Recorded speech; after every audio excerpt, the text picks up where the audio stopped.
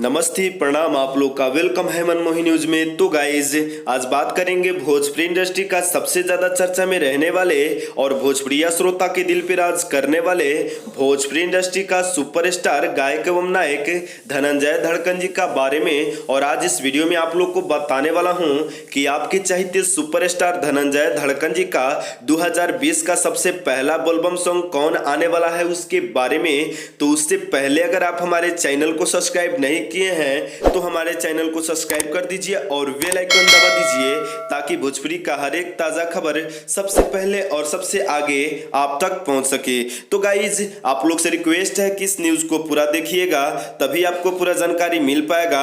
और अभी तक इस न्यूज को लाइक नहीं किए हैं तो लाइक कर दीजिए और कमेंट कर दीजिए। तो गाइज आप लोग बहुत ही ज्यादा वेट कर रहे थे कि धनंजय धड़कन जी का 2020 का एल्बम गीत कब आएगा। तो आपको बता दें कि आपका इंतजार का घड़ी खत्म हो गया और आपको बता दें कि धनंजय धड़कन जी का एक एल्बम सॉन्ग आने वाला है जो कि काफी हिट होगा। तो गाइज आपको बता दें कि उस गाने का बोल है दधी माथे हाथ भोलेनाथ।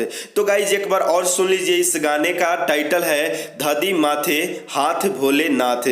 तो गाइज आपको बता दें कि इस गाने को लिखे हैं भोजपुरी इंडस्ट्री का सुप्रसिद्ध राइटर कृष्णा कैचा जी। और आपको बता दें कि इस गाने को संगीत से सजाए हैं भोजपुरी इंडस्ट्री का सुप्रसिद्ध संगीतकार प्रियांशु सिंह जी। तो गाइज यह गाना बहुत ही जल्द आरसीएम म्यूजिक के माध्यम से आप लोग को सुनने को मिलेगा।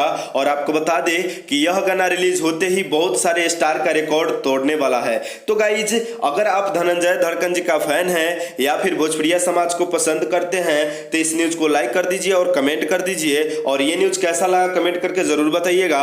और भोजपुरिया खबरों के लिए हमारे चैनल को सब्सक्राइब कर दीजिए और बेल आइकन दबा दीजिए। और मिलते हैं दूसरे न्यूज में। बाय बाय, नमस्ते, प्रणाम।